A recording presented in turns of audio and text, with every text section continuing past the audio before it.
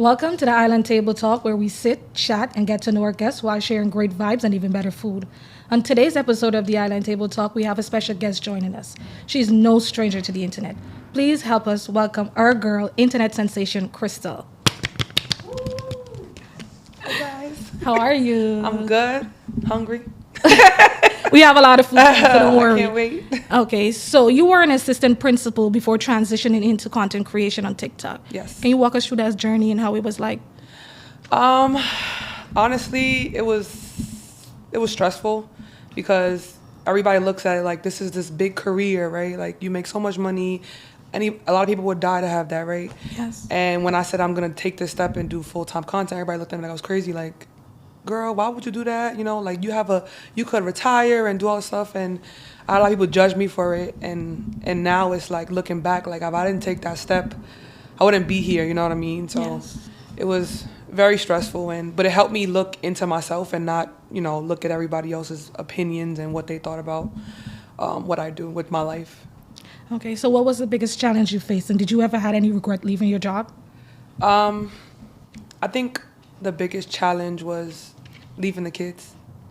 I love the kids. I love kids, period. I don't have none, but just developing the relationship that I had with them, and then having to leave, because it was a good decision for me, a good choice for me. It was hard. I don't regret it though. I have a lot of the kids that I made those relationships with. I still talk to them, and a lot of them are graduating, actually going to college next year. So it's like, oh crap. But a lot of them tell me, they'll write me like, hey, Miss Llewellyn, like I'm really proud of you. Like you really left the job that was taking a lot from you and taking a lot from your spirit, and you look like you're glowing. So Yes. I don't have no regrets. I'm happy where I'm at. Yeah. Nice. So tell us about your upbringing and what was childhood like?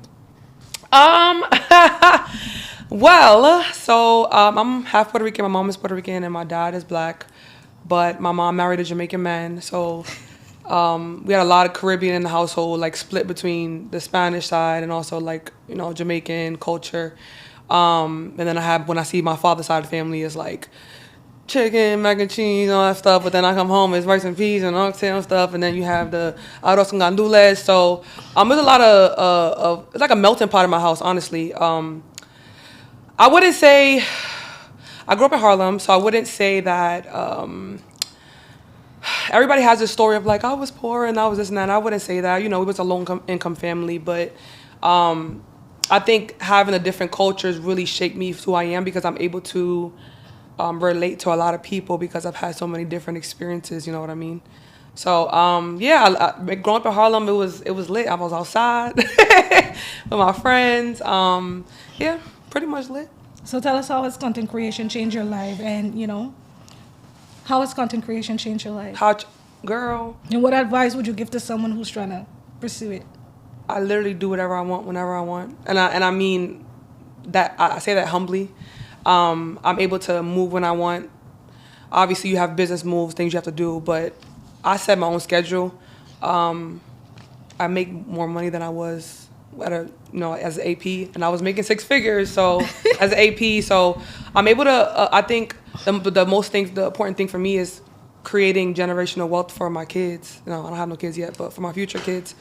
Pretty much that's like the main thing. Okay, Yeah. so we see that you're dating now and you're glowing. Oh, girl. Talk to us about that. And your brother, he leaked it. Oh my God, that life was crazy. Oh, girl, please. And mind you, like, my brother, he gets lit. Like, so I'm looking like, wait, what is he? He's like, I'm just like, I didn't explicitly tell them, like, don't, you know what I mean? Because he wasn't supposed to have the phone. And so when he did it, it was like I didn't know where to go. I'm just like, crap. I panicked, and You ended the line. I didn't know what to do. I was just like, I didn't have anybody telling me like, so I just ended it. And then like after that, like I tried to enjoy the rest of the party, obviously.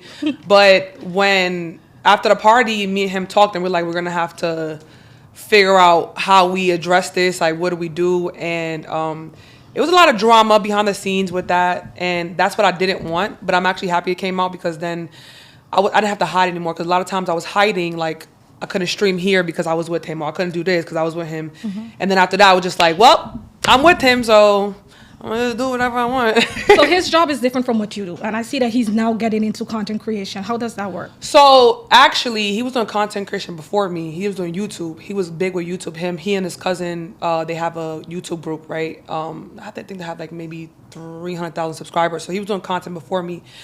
He started streaming, I think, after me, but he's been doing it before me. So like, it's really good because he gives me a lot of like of his opinions and how I should do things, and if there's drama, how I should address it, because his mentality is different than mine's.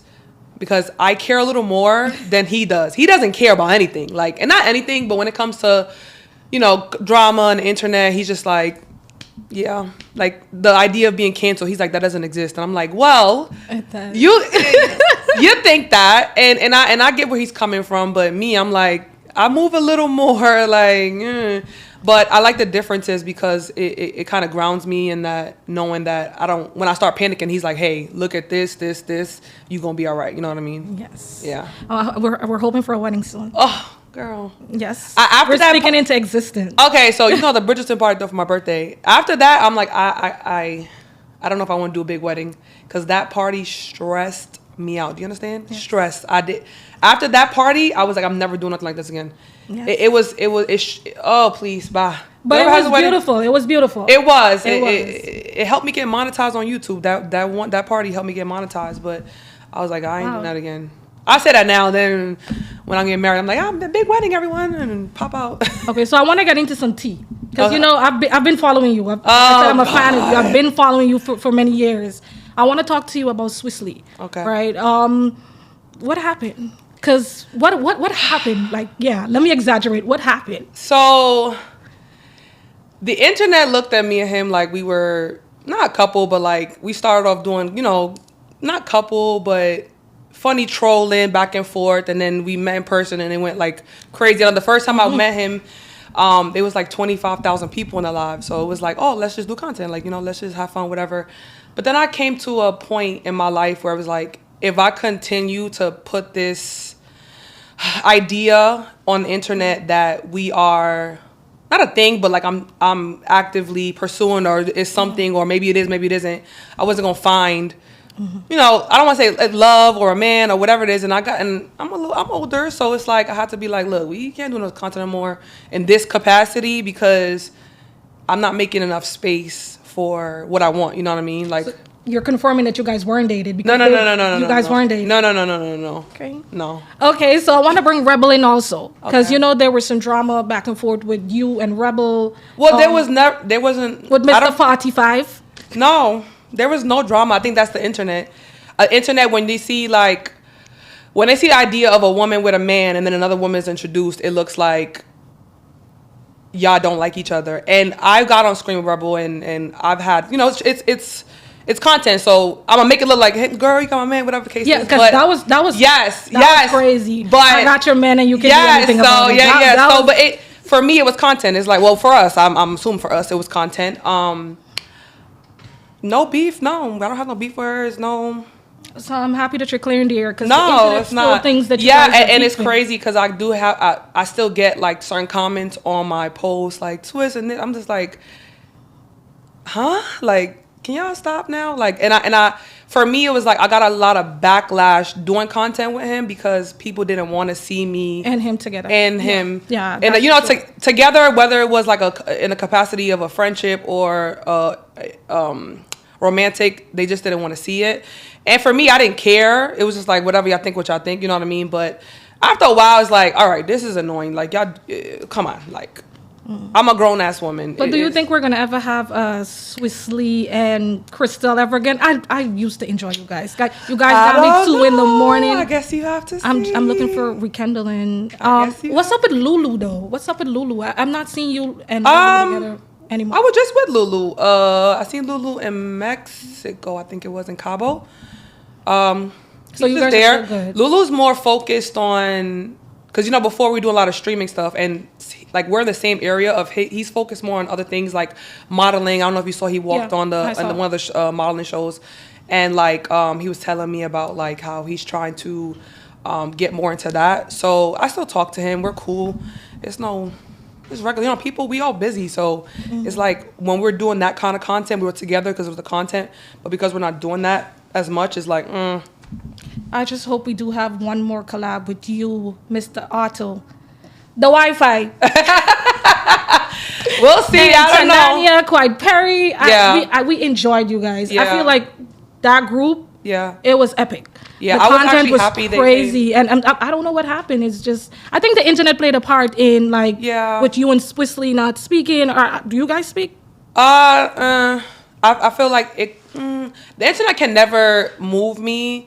It's more so if I'm focused on certain things and you're focused on certain things and our paths are not aligned, then it's like it just is what it is, you know. Like I don't have no beef with Lulu, I don't have beef with Swiss, but y'all do what y'all do, I'm doing what I'm do. You know, if our paths cross, then it crosses, right? But if I'm worried about doing this, if I'm worried about real estate and this and that, it's like that's my worry. That's not your worry. So we're in two different, you know, places. And if we get to a place where we're in the same, you know, we have the same ideas or whatever, then it is what it is. It happens. But. Well, we're here at the Island Table Talk. We're rooting for you guys, and we're looking forward for more content because we enjoyed it. Like as for me, I really, because like I said, I'm a big fan of you, and I've been following your journey. Yeah. That's why I reach out to you to get to know more about, like, you know, what's happening with you and your journey. It's really inspiring. Yeah, well, never know.